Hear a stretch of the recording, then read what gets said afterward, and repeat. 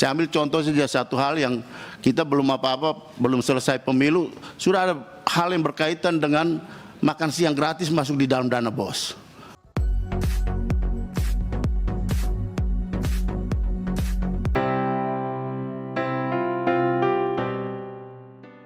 Pertanyaan klasik yang sudah sering ditanyakan, tapi mungkin juga para guru ada yang melihat ini supaya mereka terkonfirmasi kembali gitu. Soal guru swasta yang mengikuti tes P3K. Ini banyak sekali informasi di daerah yang mereka peroleh bahwa ada diskriminasi, bahwa seolah-olah guru swasta itu tidak diperbolehkan untuk tes P3K. Jadi informasi masih cukup kencang di bawah.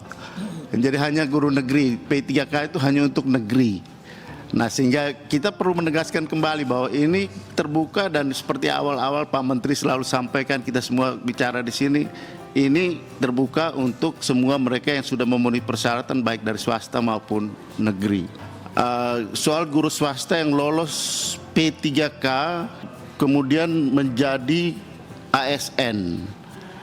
Kemudian karena kebetulan ada sekolah atau yayasan yang guru swastanya itu tes P3K dan semuanya lolos. Nah, sehingga kekurangan guru di sini. Nah, ini masalah yang juga sering terjadi di daerah, bahwa sekolah-sekolah swasta komplain soal ini. Kalau mereka tes P3K dan lolos dan kemudian menjadi negeri, ini masalah buat kami yang di swasta. Nah, sampai sekarang mengenai ini, saya di daerah, di beberapa tempat di dapil saya bicara dengan bupatinya supaya mereka mereka membuat MOU dan penugasan kembali ke sekolah swastanya, karena bupati punya otonomi untuk SMP dan SD gitu. Tapi gubernurnya kalau terlalu jauh di Kupang sana, kita agak sulit juga komunikasi. Tapi kalau dengan bupati kita bisa langsung ngomong di situ, dan ada yang mau melakukan itu, tapi ada yang membiarkan itu gitu. Jadi memang ini tergantung daerah-daerahnya. Sementara mereka berharap kalau bisa ada regulasi atau ada guideline supaya guru yang swasta yang lolos P3K ini tetap bisa ditempatkan di swasta.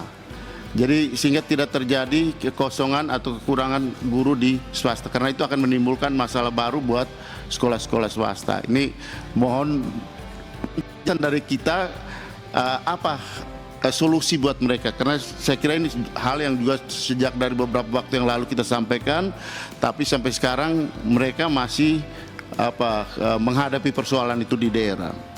Kemudian yang ketiga, ini juga pesan dari, kebetulan sebelum reses atau beberapa bulan yang lalu, 2-3 bulan yang lalu bahkan, itu ada kelompok guru-guru Kristen yang kesini dan menyampaikan, kebetulan waktu itu dengan Ibu Hetifah kalau tidak salah dan Pak Putra kami terima, mereka meminta atau mengusulkan supaya ada formasi guru-guru Kristen, yang bahannya saya sudah sampaikan ke Pak Menteri pada rapat kita yang terakhir kemarin sebelum masa reses.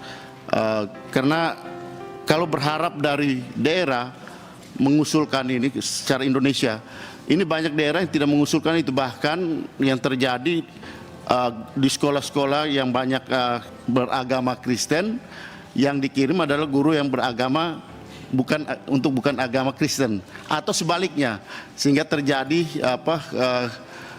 antara permintaan dan penerimaan itu tidak matching gitu. Nah, ini yang berkaitan dengan guru-guru, formasi untuk guru-guru agama Kristen. Saya kira 3 hal itu yang perlu saya sampaikan. Yang terakhir, saya kira ini penting juga, karena gini Pak, mendengar apa yang Pak Menteri jelaskan, Ibu Sekjen jelaskan, dan teman-teman tadi jelaskan, saya berpikir bahwa kita ini menjelang akhir-akhir rapat-rapat seperti ini gitu.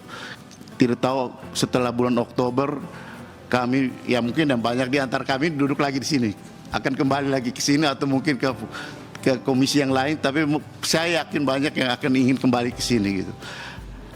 Sementara kita tidak tahu yang berhadapan dengan di depan kami sekarang ini. Tapi yang penting Pak Menteri, apa yang banyak hal yang selama ini kita lakukan terasa oleh masyarakat. baik itu menyangkut guru, menyangkut siswa, kurikulum, itu banyak hal yang mereka rasakan dan berubah. Pesan yang saya peroleh juga secara keseluruhan, jangan sampai ganti orang, ganti lagi semua hal yang kita pernah lakukan ini gitu. Karena kami akan mengalami kesulitan baru gitu di bawah. Nah, saya kira ini perlu ada forum yang kita bicara agak rileks, tapi kita menyampaikan apa sih yang perlu kita lakukan lagi untuk mempercepat, untuk memperbaiki. Tapi jangan sampai kemudian merombak secara total, karena ini menyangkut manusia gitu. Dan itu saya kira hal yang penting yang harus perlu kita jaga sama-sama ke depan. Bukan untuk siapa yang menjawab, bukan, tapi untuk kepentingan anak-anak kita gitu. Nah, saya kira ini di luar apa yang ini, tapi saya kira bagian dari penjelasan yang tadi Pak Menteri sampaikan, dan apa yang kami dengar, apa yang kami rasakan, dan apa yang kami lihat di masyarakat yang berkaitan dengan pendidikan. Saya ambil contoh saja satu hal yang kita belum belum selesai pemilu, sudah ada hal yang berkaitan dengan makan siang gratis masuk di dalam dana BOS. Kan repot kita mau memperdebatkan dan mempertanggungjawabkan seperti ini. Sementara kita semua tahu ya makan siang gratis itu pasti anggarannya lebih tinggi dari seluruh anggaran Kementerian Pendidikan dan Kebudayaan. Saya sampai usulkan lebih baik bikin Kementerian makan siang gratis saja sekalian, ketimbang kita harus masukkan di pipa dana BOS yang mungkin jumlah angkanya lebih sedikit dengan dijejalin dengan anggaran yang begitu besar, sementara nanti di sekolah-sekolah harus bertanggung jawab terhadap segala persoalan itu gitu yang berkaitan dengan.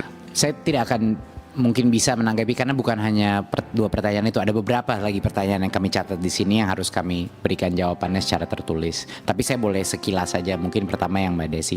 Satu hal adalah salah satu kebijakan terbesar kita adalah transisi PAUD ke SD yang menyenangkan, Mbak Desi, dan sebenarnya waktu kami dan itu adalah berbagai macam terobosan seperti tidak boleh melakukan tes calistung pada saat masuk, menekankan bahwa periode pertama masuk SD itu harus orientasi dan PAUD juga, ada berbagai macam kebijakan. Itu dalam aspek kualitas dan transisi biar PAUD dan SD itu satu nafas sebenarnya transisinya. Tentunya banyak sekali waktu kami mempropos Sisdiknas, banyak sekali inisiatif yang sebenarnya ingin memformalkan guru-guru PAUD dan juga memformalkan institusi pendidikan PAUD, tapi sangat sayang sekali waktu itu ditolak. Jadi kami tidak berhasil menjadikan itu sebagai agenda legislasi. Jadi yang kedua adalah poin mengenai guru ini. Yang pertama adalah kami tidak bisa mengubah undang-undang, Pak, bahwa memang undang-undang ASN sangat jelas bahwa ASN itu harus bekerja di dalam institusi pemerintahan. Itu memang sudah undang-undang dan kami pun mencari jalan bagaimananya menyeimbangkan antara dua kepentingan yang sangat berbeda. Di satu sisi banyak guru yang merasa itu haknya untuk menjadi P3K walaupun dia bekerja di swasta. Di sisi yang lain banyak yayasan merasa sangat dirugikan karena guru-guru itu mendapat kesempatan untuk kerja di luar.